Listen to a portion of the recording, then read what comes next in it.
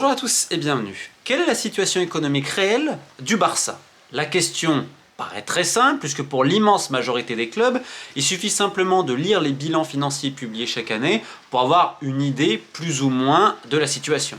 Sauf qu'avec le Barça, entre les effets d'annonce, l'opacité et la complexité de certains montages, la réponse n'est pas forcément évidente. Et la question, elle est d'autant plus importante aujourd'hui, puisqu'il y a énormément de débats et de vérités, et aussi de contre-vérités, liées à l'absence d'inscription de Dani Olmo, recrue phare du Mercato, plus de 50 patates, et qui n'a pas pu être inscrit pour ses 2 premières journées de Liga. Et donc on revient sur le sempiternel débat, est-ce que le Barça a de l'argent, si ça. Et pourtant, rappelez-vous, il y a moins d'un an, on croyait que c'était plus ou moins bon, puisque le club a annoncé en grande pompe, ça a été repris dans le monde entier, bénéfice record en 2022. 2023, le Barça a réalisé plus de 300 millions de bénéfices, on était là tous à se féliciter, Laporta lui-même en parlait, montrait toujours ses ambitions. Ça, je vous en avais parlé. Depuis le début, on veut faire rêver les gens en étant un peu en trompe-l'œil, en visant aux chiffres ce qu'on veut bien leur faire dire. Pourquoi le Barça a affiché 300 millions de bénéfices? Vous allez me dire, mais c'est incroyable, aucun club de foot n'a ça, même le Real. Et d'ailleurs, c'était très drôle, parce qu'ils ont annoncé 300 millions et quelques de bénéfices, et l'année d'après, ils disent, bon, on espère 11 millions. Tu te dis, mais comment on peut passer de 300 à 11? Tout simplement parce qu'il y a eu ce qu'on appelle un résultat dit exceptionnel.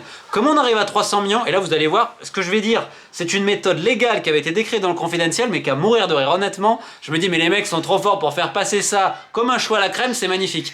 C'est-à-dire que vous savez les fameux leviers de Laporta. C'est-à-dire on va faire ces leviers pour que financièrement ça aille mieux, pour inscrire les joueurs, etc.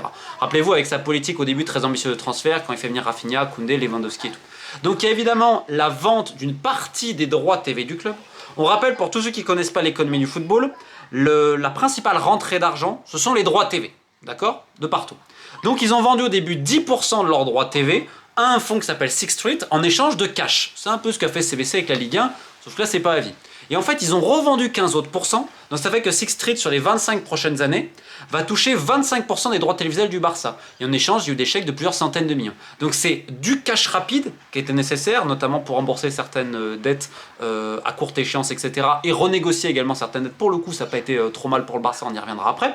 Donc ils avaient besoin d'un cash rapide pour avoir de la trésorerie. Et en échange, sur les 25 prochaines années, le Barça est amputé de 25% de ses recettes, puisque 25% de ses droits TV iront à ce fonds-là. Bon, vous m'avez compris. Donc forcément, dans ton bilan financier, tu viens de faire ça, c'est un résultat dit exceptionnel. C'est-à-dire que les quelques centaines de millions, parce que les 15% n'a pas eu la véritable somme annoncée, malheureusement, on ne le sait pas, on peut que supputer que c'est plusieurs centaines de millions, c'est dans ton bilan. Donc ça, tu mets plus la somme. Sauf que l'année d'après, tu l'auras pas. Au contraire, tu auras 25% moins sur les droits TV. Donc là, on comprend. Mais ils ont fait plus que ça. L'un des autres leviers, c'était la vente de ce fameux Barça Studio. Je ne sais plus comment ils appellent ça aujourd'hui, je crois que c'est Barça Vision. Et donc, ça avait été vendu officiellement. Ils avaient vendu 49% de Barça Studio à un fonds pour à peu près 200 millions. D'accord? Et donc, c'était 49%. Et donc, ils ont dit, attendez, si 49% ça vaut 200 millions, et les 51% qui restent, ça en vaut 208. Et donc, ils l'ont inscrit dans le bilan comme actif. Comprenez le truc, c'est-à-dire, je vends 49% de Barça Studio, ça englobe plein de choses, etc. sur le digital et tout ce que vous voulez, d'accord. Je le vends pour 200 millions. J'en garde 51%. Je vais peut-être revendre, etc. et tout. Donc je le valorise forcément, vu que 49% ça fait 200 millions, 51% ça fait 208. Mais ces 208 millions, je les ai pas touchés. C'est juste que on dit, là, l'actif vaut tant. Ils ont mis ça dans le bilan. Et donc en fait, ça fait un plus. Alors, ce que je dis, c'est parfaitement légal, il y a des gens qui l'expliqueront bien mieux que moi, mais en fait, je veux que les gens comprennent. C'est-à-dire qu'ils ont mis dans le truc du bénéfice quelque chose qui n'est pas une rentrée d'argent, quelque chose qui est une valorisation d'actifs. C'est complètement différent à ce niveau. Alors, encore une fois, les experts de la finance, ils vont m'excuser, je suis pas à ce niveau, mais c'est pour permettre aux gens de comprendre. Et c'est pour ça que tu te retrouves avec 300 millions de bénéfices, on va vraiment mettre des guillemets, parce qu'en fait, tu as valorisé quelque chose grâce à une vente, donc ça t'a fait un résultat exceptionnel en plus tu as vendu une partie de tes droits TV pour du cash immédiat. Et donc, on va être réaliste, si tu n'avais pas ça, en fait, tu étais en gros déficit, d'au moins une centaine de millions. Donc en fait, c'est un trompe-l'œil, certains diront un jeu d'écriture, et le pire arrive, c'est que ce fameux 49% vendu de Barça Studio, les mecs, ils ont pas payé. Ils ont payé que 65 millions sur 200. Ce qui fait que le Barça est dans une mouise pas possible, parce que déjà d'une, on l'avait déjà dit il y a des années, ça a été valorisé bien trop cher. Le fonds, il était quand même un peu border. Honnêtement, c'était un foutoir pas possible. Alors c'est vrai, ils héritent d'une situation compliquée, mais le problème, c'est on s'est fait élire en faisant rêver les gens. Mais non, on va retrouver machin, si ça. Pour ça qu'aussi après, tu claques 40 millions sur Victor Roque alors que t'as du mal financièrement. Mais c'est pas grave. Faut faire rêver les gens, fait rêver. Et puis on va ramener des Espagnols aussi parce que ça fait rêver, etc. La formation, tout ça. Enfin bref, vous connaissez le discours et la propagande. Alors qu'en réalité, tu dois faire une cure d'austérité. Et là, t'as valorisé trop cher, et là, tu te retrouves avec 135 millions que t'as pas. Ah.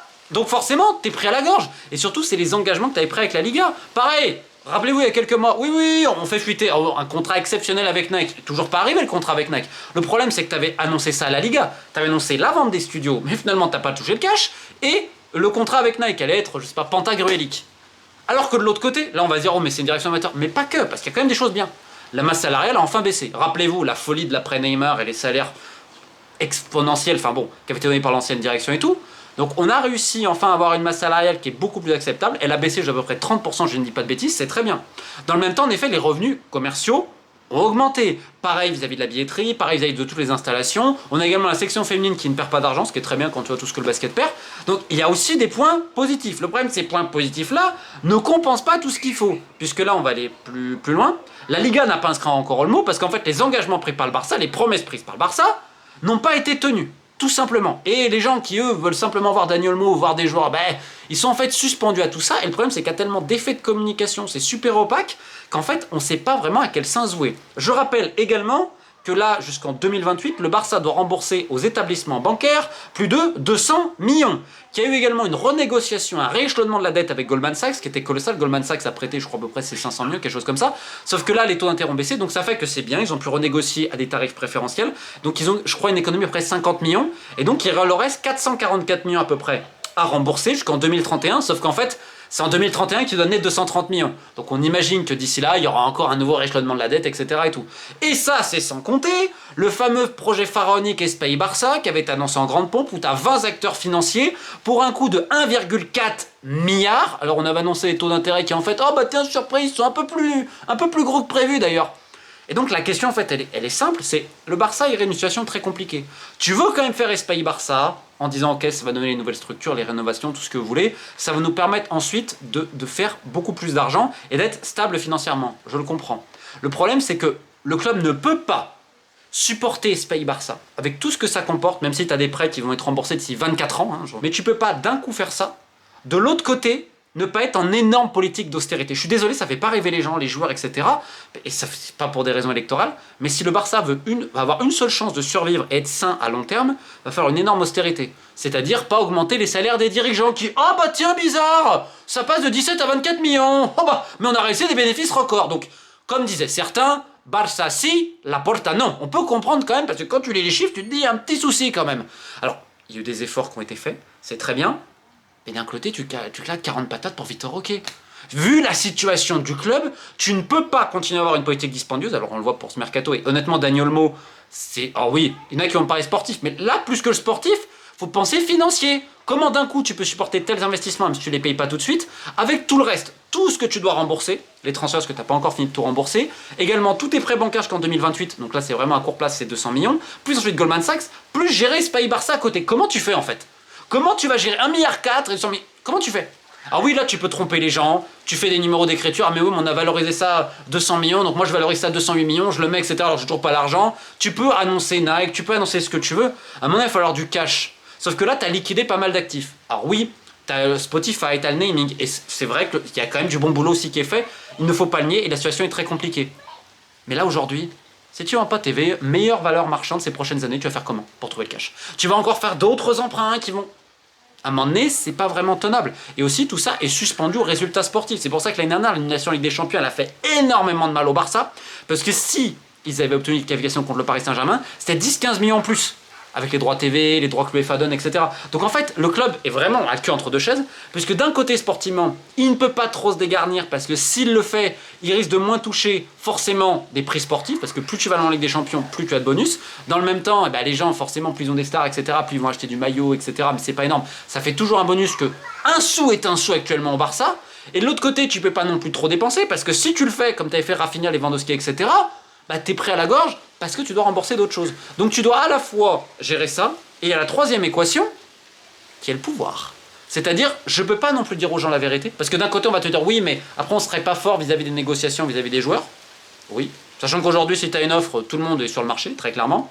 Alors évidemment, Yamal et Koumarsi n'ont pas encore 18 ans, ne peuvent pas être vendus, et ils ne veulent surtout pas les vendre, parce que là c'est une question d'image. Mais à un moment donné, on va se poser la question. Parce que oui, tu risques de perdre encore des gros salaires l'année prochaine. Et il y a eu un effort qui a été fait dessus, et c'est très bien, et c'est à noter. Sauf que ça va pas suffire. Donc à un moment donné, il va falloir faire du gros. Sauf que tu ne pourras pas continuer à vendre indéfiniment un pourcentage des droits TV. Je rappelle que pendant 25 ans, le Barça va toucher 25% de moins de droits TV, vu qu'ils les ont vendus à Sixstreet, vu la situation. Donc je ne sais pas si vous comprenez la complexité du projet, et c'est simplement à se poser la question, est-ce que c'est un club qui n'a pas eu les yeux trop gros que le ventre, enfin plus gros que le ventre? Est-ce que ces projets pharaoniques Espagne Barça et en même temps maintenir une équipe compétitive, est-ce que tu peux faire tout ça de front? Si tu arrives à finir champion et loin en Ligue des Champions, je te dis que tu vas toucher des revenus supplémentaires et potentiellement tu vas pouvoir, en faisant un miracle, en disant bah, est-ce qu'un coup martien à Yamal peut venir de la Cantera? Parce que littéralement c'est ça. Aujourd'hui, le Barça n'a plus les moyens de ses ambitions. Et le véritable problème, c'est même pas tant ça, c'est qu'on ment aux gens avec des effets de communication. On fait croire quelque chose, notamment pour des fins électorales, pour garder cette idée de prestige, etc.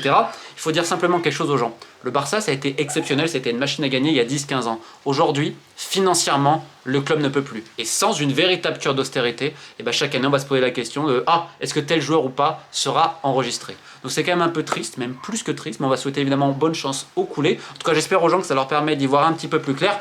Je les rassure quand même, le Barça n'est pas non plus dans une situation type Bordeaux, dont on fera peut-être une nouvelle vidéo bientôt, parce que là, je vois des choses exceptionnelles en France. Un budget de 1 million de masse salariale, on signe des mecs qui étaient en Ligue de l'année dernière. Quand tu vois les salaires, tu te dis d'accord, tout va bien, mais encore une fois, la DNCG nous a dit oui, il n'y a pas de problème. Comme quoi, en France, même, rendez-vous compte, en France, on arrive à moins bien contrôler qu'en Espagne. C'est quand même assez effrayant quand tu vois la situation. Il y a 10-15 ans, aujourd'hui, c'est l'inverse. Mais ça, on aura le temps d'y revenir très vite. Bonne journée à tous, équipe de Faith.